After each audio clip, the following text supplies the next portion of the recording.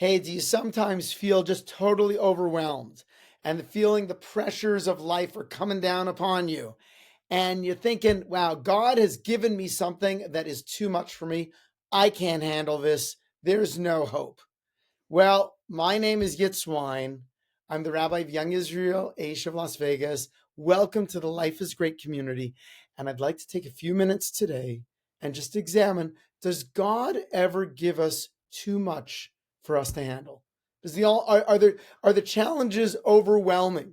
So it is interesting, when I was growing up and, as a rabbi and speaking with people, you always hear this line, God never gives you more than you can handle. And whereas that line is comforting for many people, I always wondered if it is actually true. Because when you look around the world, it doesn't seem like it's true. There's plenty of people who commit suicide. There's people who stay in depression their whole lives. Certainly, when you look at tragedies that happen around the world, the victims of October 7th and the many kinds of victims, or the Holocaust, or, those seem to be challenges that were insurmountable. So could it really be true that God does not give us things that we can't handle? So it is a very interesting thing. Sometimes you have to look at it like, there's a difference between being able to handle something and choosing not to handle something. There's a difference between being a subject of another person's free will that is overwhelming, or actually me choosing to not handle something. And you look around, it's very interesting. If you've ever played sports on a team, or you've gone to an exercise class or whatever, who are the good coaches, the really good coaches and the really good instructors? Those are the people that somehow at the end of the session are able to pull everything out of the athlete, pull everything out of this subject. Say, don't give up. It's 5 minutes left. Don't give up. It's 1 minute left. Just only four more repetitions. Count down. Now's not the time to quit. And the people that are really good coaches, really instructors, they're able to build a choice for the participant to say, no, I'm not giving up. I'm giving it my all to the very end. And if you're in a group setting and you look around, you'll notice not everyone stays faithful to the end.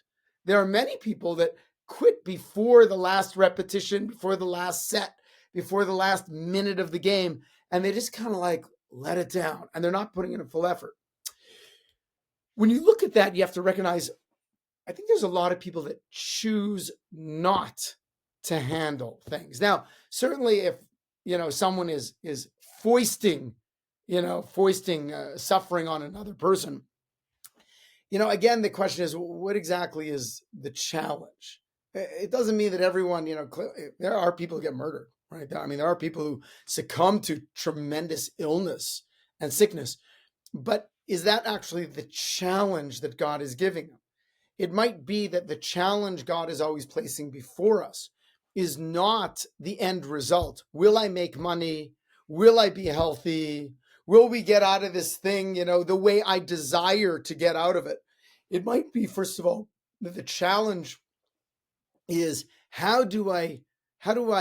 what road do I take as I'm going through a circumstance that I had no choice to be in?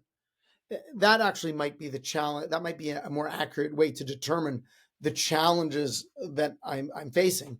In which case, certainly from a Jewish perspective, yeah, God never gives us a challenge we cannot handle. It does not mean that a person will always be healthy or wealthy or have a great relationship in whatever they're in. But how we deal with the challenge, that is our choice. It's a very interesting thing. I speak oftentimes about, life is filled with pressures and stresses. It doesn't make a difference what your circumstance is. Certainly, we all recognize the stresses that come with financial pressures or relationship difficulties or health issues. Okay, we all get that's stressful. What we forget, what we don't focus on often is, if you're going to have a wedding, if you're going to have a pregnancy and a birth of a child, if you're having a bar mitzvah, if you're having any kind of simcha, joyous occasion, there's also stresses with that. There's also stresses, and a lot of times we have to recognize, well, there's stresses with things that we would consider good and positive circumstance in our lives, like the aforementioned. And there are stresses associated with the things that we would think are most difficult and tragedies. We should always want the stresses associated with good things because there's always going to be stresses. The question is, which stresses are we going to be experiencing? Now, it's a lot more in our control than we think what kind of stresses we experience. The Talmud tells us that anyone who carries the burden of the Torah, of learning Torah, growing in Torah, the burden of the Jewish people, that person will be saved from the burden of making a living and oppression from the government. However, someone who casts off the burden of learning Torah, spiritual growth, development of the Jewish people, that person would be subject to the burdens of making a living and the government. So that's a remarkable idea if you think about it, because it means that you're always going to be in stressful moments. You're always going to have burdens in your life, but we can choose kind of what burdens we have. Someone who's saying, no, I'm going to put in my all for the Jewish people and to grow and to be spiritual. So yeah, you know what? Those people have less difficulty making money. They just do. It's not such an easy thing because you got to stay faithful to your value. And the illusion say, well, you know what? If I don't send my kids to Jewish day school, that's a lot of tuition money I don't have to pay, so I'll have more money. Yet I will tell you, you can speak with 100 people, and there's going to be a lot of those people who made the choice, were sending their kids to a Jewish day school, paying tuition, and made the choice not to, and their financial situation did not get any better. And then they chose to send their kids to Jewish day school, thinking, okay, now it's a big tuition, but I'm bringing more Torah, more Judaism in my life. And you know what? Their financial situation did actually not get any worse. So there's a lot more moving parts than we think. Let's hone into this issue of, does God give you challenges that you cannot handle? Now, Jews are perpetually optimistic. And, Israel is, to the best of my knowledge, is the only nation in the world whose national anthem is hope, right? Hatikva, the name of our national anthem, Hatikva, the word means the hope. We are very optimistic. There's a reason optimism is a Jewish trait. Where does it come from? So when you look back in the Talmud, it's a very interesting thing. First of all, we learned that Abraham was given 10 tests and passed them all.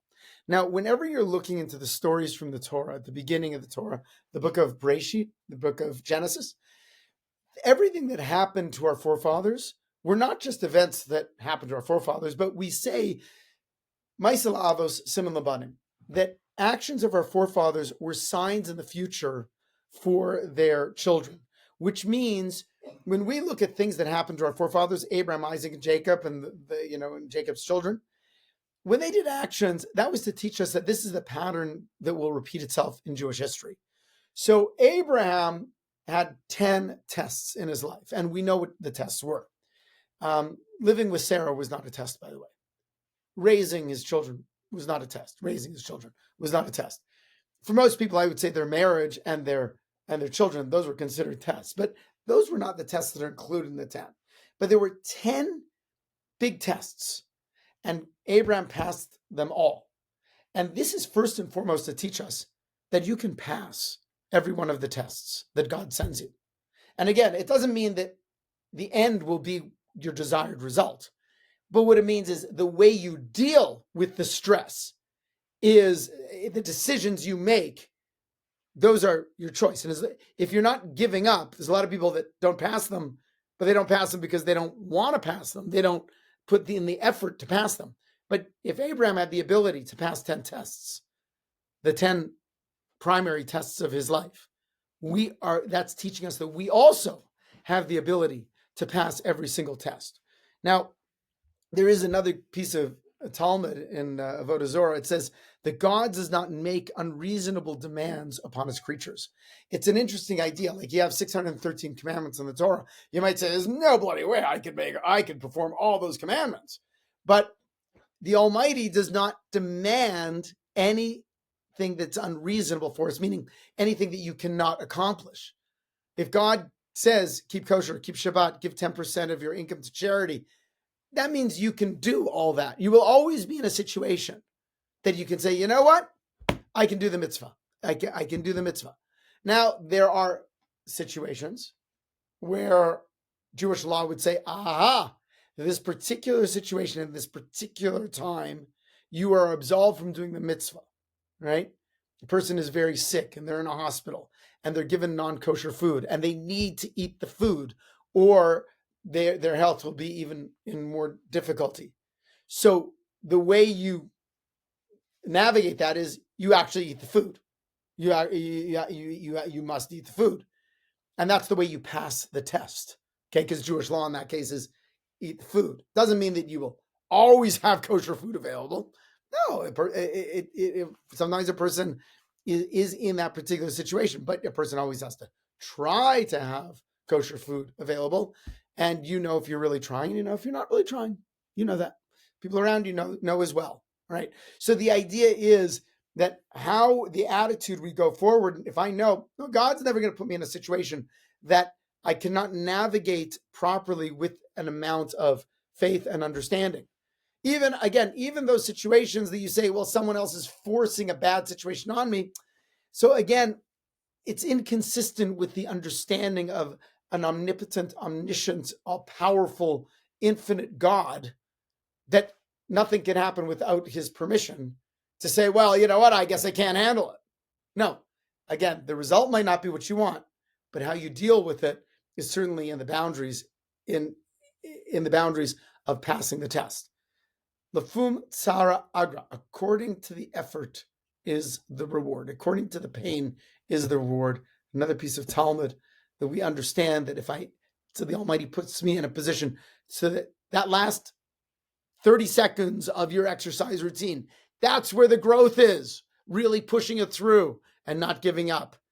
Because we understand that everything comes from the Almighty is ultimately good. Now, I guess we have to ask the question, what were the elements? If we're going to say that, yeah, you can pass every test that God throws at you, and there is a way to pass the test. You need to know the wisdom, what passing the test means. But how do you get the basic character to pass the tests? Well, let's look at Avraham and let's look at his character. Let's look at what he does as opposed to the people that don't pass the tests. So it is very interesting, that there at the beginning of the book of Genesis, there are 4 big dramas that happen and people that don't pass the test. The first one is Adam in the Garden of Eden, and he eats the fruit from the tree that God told him don't eat for the fruit. So when God confronts him, what does Adam say? Well, it's the wife you gave to me. She gave me the fruit and I ate it. In other words, Adam casts off personal responsibility for his actions. The next drama that happens is by Cain and Abel. Cain gets upset at Abel. He kills Abel. God comes to Cain to confront him and says, where's your brother Abel? Cain says, am I my brother's keeper? How would I know? Cain casts off the moral responsibility of doing the right thing. It's not his thing. Noah saves himself and saves the animals, but his entire generation is drowned in a flood. And that flood is called, Yemei Noach, the waters of Noach. And why is it called the waters of Noach? Because Noach did not accept responsibility to do his best to change the generation. He said, everyone else is evil. So if they drown, they drown. What am I going to do? I can't save everyone. So because he cast off the responsibility to save everyone, he is actually credited, so to speak, with the flood himself. He's actually blamed a little bit for the flood. The next one is, and the last one, drama, was the Tower of Babel. Tower of Babel is everyone got together and they were building this big tower and they were going to fight against God, make a name for themselves. And the Talmud explains that, they became very cruel to each other. That if a person would fall down while building the tower, they'd say, get this guy out of here, get the corpse out of here. But if a brick would fall down, they'd say, no, a brick fell down. Oh, how terrible, a brick. So they lost the sense of like what it means to be, well, human and compassionate. They said, oh, we have this goal, and this goal overrode their humanity, their sense of goodness. So they cast off the ontological, so to speak, responsibility of the responsibility to be a decent person.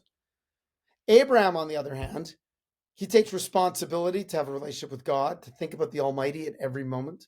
He takes the responsibility to share that greatness with every person, and hence becomes a paradigm of kindness, openness, and accepting full responsibility for his actions, full responsibility for his generation, and full responsibility for the moral accountability to become a person who walks before God, who walks saying, I am going to be the most a godly person. Because Abraham accepts responsibility, he now has the tools in order to deal with every kind of situation that he's faced with. So yes, he had 10 tests, and these were not easy situations to get through. Being thrown in an oven, right? Being, following God's law, and then a famine in the land, having his wife being abducted, and of course, going to save his nephew that was captured in war and possibly giving up his life, and yes, circumcising himself at an advanced age in public, and the most horrific one of all, being told by God to bind his son and possibly sacrifice his son, in a world that he fought against child sacrifice, and I thought that this was the one who would take the mantle of perfecting the world from him and inherit the land of Israel. So again, all of these were humongous tests, but because Abraham is a Baal Achrayas, that's your word you want to remember, word of the day, a Baal Achrayas, the owner of responsibility. He is someone who says, I will carry responsibility for myself, for the world, a sense of morality and a sense of showing everyone what a godly person is. He can handle everything. So if you're ever in a situation that legitimately, something happens and you have stress and it's overwhelming, if you're ever in a situation that you feel you really got the wrong end of the stick, you did not deserve this, and you're sad, take responsibility for yourself. Take your responsibility for your life. Take responsibility to be an example for others. And if you take responsibility, you're going to pass that test with flying colors. You will lift yourself up. How amazing is this? Such a strong message. Okay, listen, I want to welcome our very favorite producer, Dana Rutherford. Come on in here. You have some questions that were sent in to us by our lovely audience, which, by the way, if you have questions you'd like me to deal with and future Life is Great podcast, just type them in, rabbiyitzwyne at gmail.com. That's RABBIYITZWYNE at gmail.com. You'll send them to me and we'll take care of them. So welcome, Dana. Thank you for joining us. Thank you, Rabbi Wyne. Hi, everyone. All right, it's good. We have 3 questions today. Oh, my goodness. And the first one says, I've noticed that I keep having variations of the same tests or very similar situations. What does it mean when God gives you what seems to be the same lesson over and over again? How can you make the most out of this holding period? You're not getting it. You're not getting the message. That's the problem. So we have to respond. If we have a situation and we know that there's a potential negative, and sometimes God saves us from the negative, and you kind of go through it. So then what happens is, and maybe the little potential part of it comes about, and we don't listen to it, then the situation comes back around with a greater potential negative. And then if we don't change, then the situation comes around again with an even greater potential for negative. And listen, God is going to keep it as good as it can get, right? He will never make it worse than it has to be for you to get the message. So if there's only a potential little bit of a negative, that means you have the potential to understand God's message. And that's the key. If you keep getting the same challenge over and over and over again, you got to say, God, I'm not getting the message. And that, by the way, if you're a person of faith, that's the time to pray. God, what is the message I need to get? And seek out wiser people than you to get it. Okay? Excellent. So the second one, thank you. The second one says, my sister has just started dating and I keep telling her to pray about the process of finding her husband. She's a wonderful girl, but she keeps telling me she doesn't know what prayers to say and she's worried that she might be praying for the wrong thing. What prayers should I advise her to pray? One word. Thank you. Start off thanking God.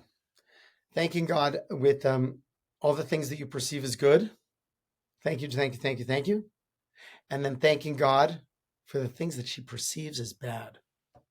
That's a high level. You know, we've discussed this before, and we definitely have to have a particular podcast on like why thank God for the bad. But you know, we're going to do one of those soon. But that really is the prayer. That's the most important prayer, because both of those lead a person to understanding God's intimate involvement in their life. And once they realize that, then things open up and they get the wisdom they need in order to follow through. So just thank you. That's it. Excellent. Thank you. All right, number 3, it says, I know that it's so important to thank God for everything, the challenges and the gifts. How can we remind ourselves to be grateful for the challenges even when the pressures feel very heavy? So I think it's really important to engage in a concept called hisbodedus. Hisbodedus means that you speak with Hashem, you speak with the Almighty every single day. It could be 5 minutes a day. It could be 15 minutes a day, an hour a day. It could be 2 minutes a day. It's way more difficult than you think, but it really should be pretty much the same time every day in the same spot, in a place that you're talking to God in the same way that we're speaking with each other. And that is really the way to develop a sense of prayer and a sense of gratitude. And when you're doing that, but you know you have an appointment with God, like that's the idea. Like I got a standing appointment every single day with God. And this is, you know, you start off with that thanking God in that discussion. And then you can begin to ask questions, and you begin to, after you thank, you naturally begin to ask questions. You naturally begin to say, God, I really don't understand this. So help me understand this. God, give me an experience that helps bring insight to my life. Then you have somewhat of an experience in that, because you have the standing appointment with God. You end up telling God about this experience and having that discussion. And that's how it kind of grows. But it really begins with every day, 10:30, every single day, 3 minutes in the car by myself. That's when I have the discussion. And that's how you have to work. Okay. Thank you so much. Thank you. Thanks for joining us. The Life is Great podcast. And we'll be back very soon with another inspiring and insightful session.